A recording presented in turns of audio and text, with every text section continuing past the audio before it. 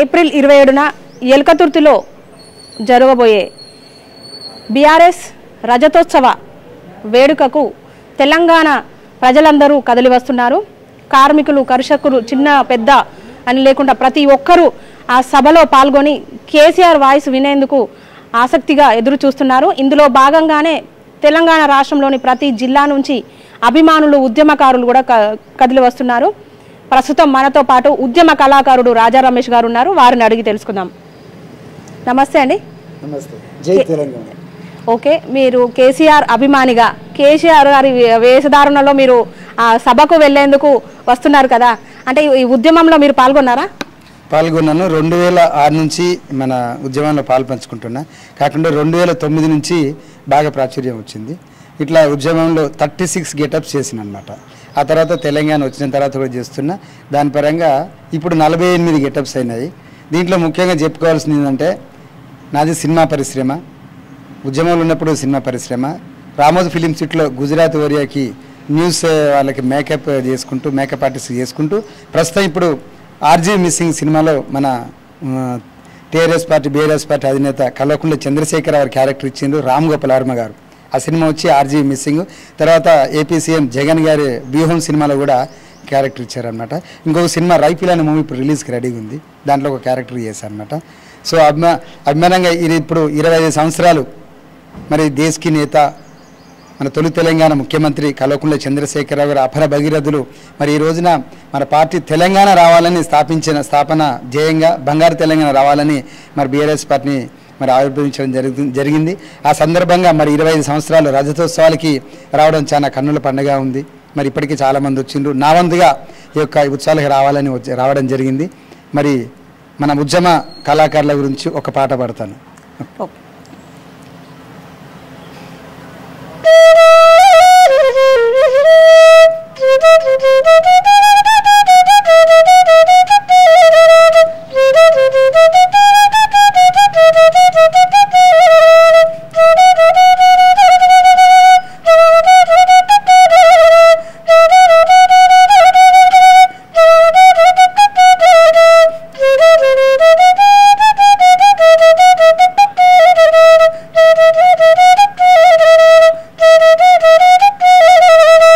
అదేవిధంగా మరి ఈ రోజున నడుంగట్టి ముందుకొచ్చిన కేసీఆర్ గారు చారునోట్లో తలబెట్టి మరి తెలంగాణ సాధించుకున్న బంగారు దేశగా ముందుకెళ్ళినాము. మరి మధ్యలో మరి చంద్రునికి చిన్న మచ్చలు ఉన్నట్టుగా కొంచెం విరామం వచ్చింది. దీని ద్వారా మరి ఈ ప్రాంతం అంతా కూడా అంధకారం అయిపోతుంది. మళ్ళీ కేసీఆర్ గారు మళ్ళీ రావాలి, మాకు కేసీఆర్ గారి రామరాజ్యం పాలన మళ్ళీ కావాలని కోరుకుంటారు. ఈ సందర్భంగా అశేష జనం మరి ఒక రజతోత్సవాలకు రాబోతున్న సందర్భంగా మరి ఎంతో మంది విద్యార్థులు అమరులైన వారి గురించి వీరులార వందనం ఒక సాంగ్.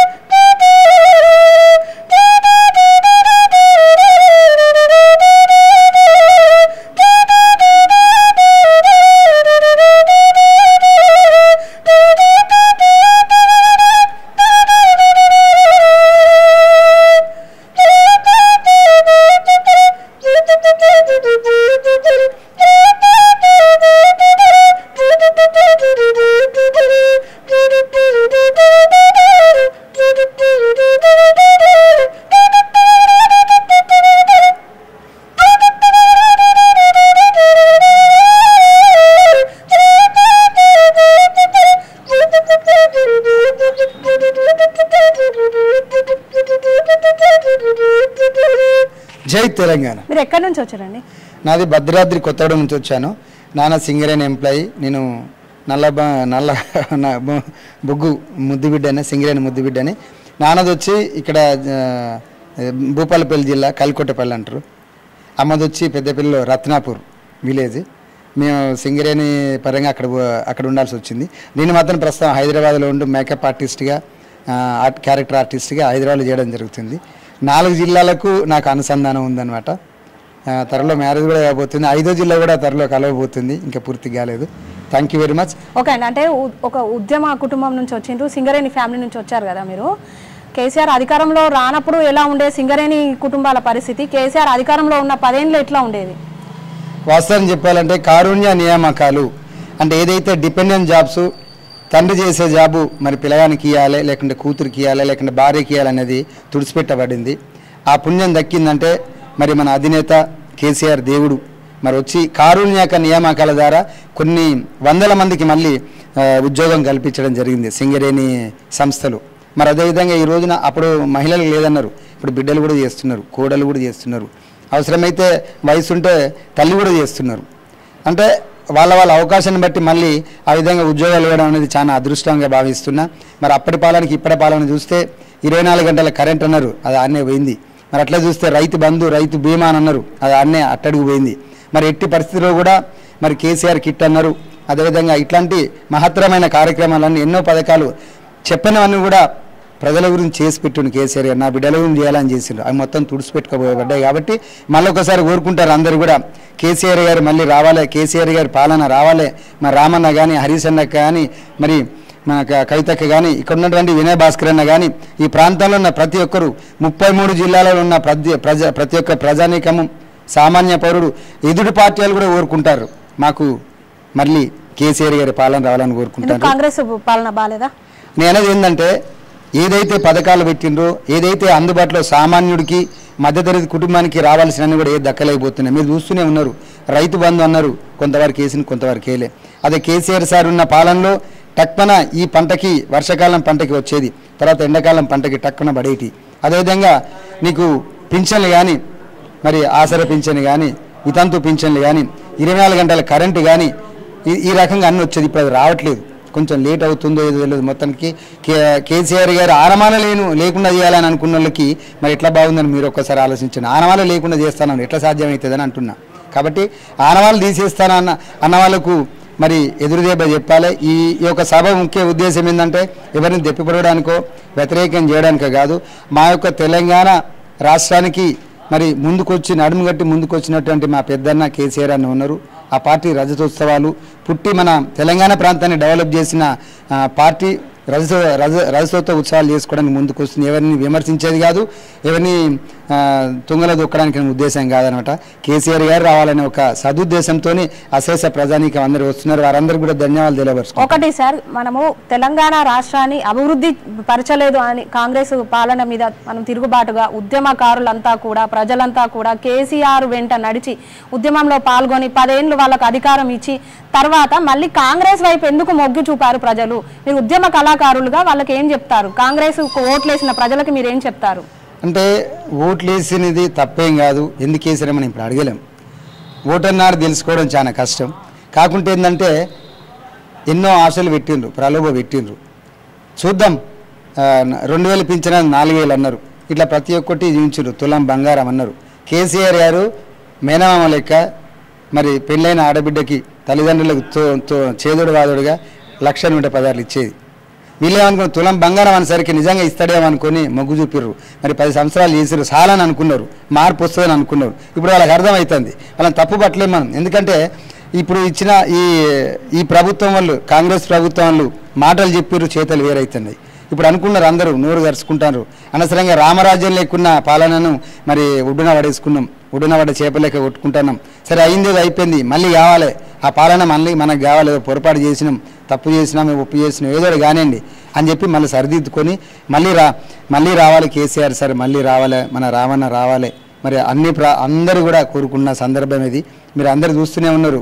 గిలగిల కొట్టుకున్న ప్రాణాలు మళ్ళీ పుంజుకోవాలంటే కేసీఆర్ సారే రావాలి. మరి ఇంటింటికి మిషన్ భగీరథ కానీ, మరి ఇక అనొద్దుగా కేసీఆర్ గారు గొర్రెలను ఇచ్చిండ్రు, వృత్తి విద్య సంబంధించిన అన్ని ఏర్పాటు చేసిండ్రు. అలాంటి ఏవి లేకుండా పోతున్నాయి, కానీ మళ్ళీ రావాలని కోరుకుంటారు. మరి వీళ్ళు చేస్తారా లేదా, ఎందుకు వేసిండాలంటే ఓటన్నారు ఏంటంటే ప్రలోభ పెట్టిండ్రు, నిజంగా ఇస్తారేమని అనుకున్నారు. తెలిసిపోయింది అందరికీ, సంవత్సరాన్న కాలం కూడా కాకముందు తెలిసిపోయింది. దొంగ మాటలు చెప్పిర్రు, దొడ్డుదారిన ఉన్నటువంటి మాటలు చెప్పిర్రు, దొంగ లెక్క చాటేస్తారు మాటలు. కాబట్టి మళ్ళీ రావాలని కోరుకుంటారని చెప్పి నేను మాత్రం గంటాపదంగా చెప్పగలను. మళ్ళీ కోరుకుంటున్నారు ప్రజలందరూ కూడా. కేసీఆర్ సభ మీద ఒక పాట పాడతారా?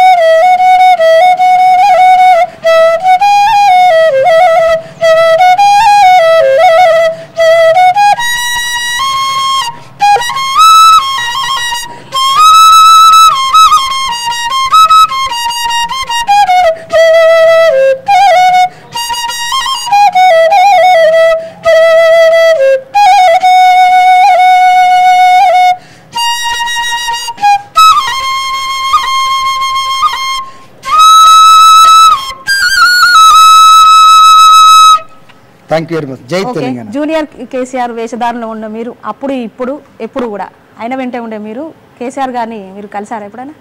3 సభలలో కలిసాము. నిర్మల సభలో నాకు తెలిసి 2011 అనుకుంటా.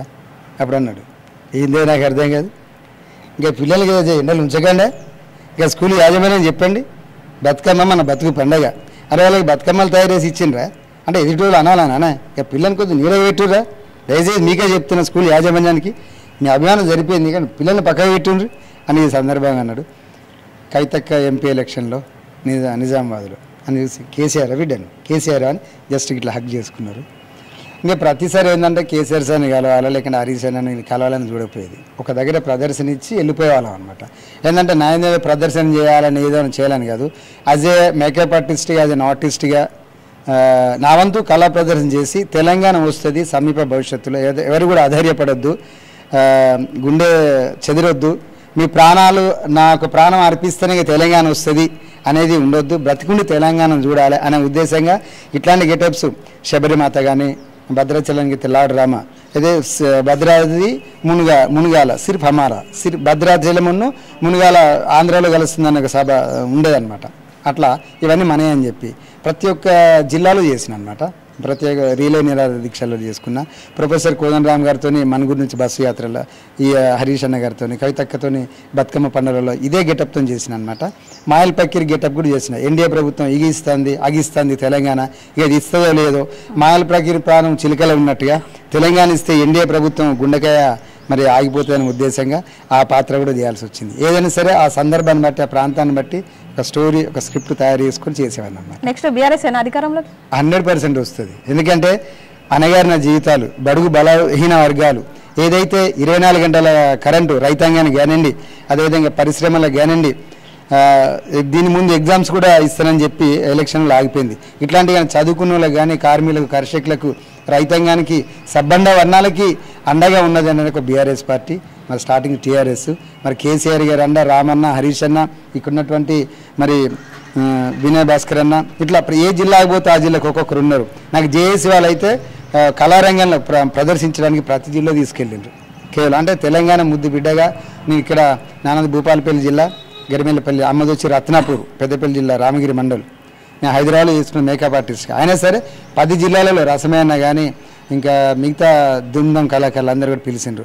ఇప్పటికీ ఎప్పటికీ యాజ్ ఏ కళాకారుడిగా ప్రతి ఒక్క గెటప్ వేసాం. మన్మోహన్ సింగ్ గెటప్ కూడా వేసిన, ఒక రైతు క్యారెక్టర్ వేసిన, ఒక శబరిమాత, రాముడు గెటప్, ఇట్లా సందర్భాన్ని చాక లైలమ్మ ఏ ప్రాంతంలో వాళ్ళు అడిగిన దాన్ని బట్టి చేయడం జరిగింది. ఆదరించిన మీ అందరికీ ఇప్పుడు కూడా వస్తున్నటువంటి మరి వరంగల్ టైమ్స్ వారికి కూడా ప్రత్యేక ధన్యవాదాలు.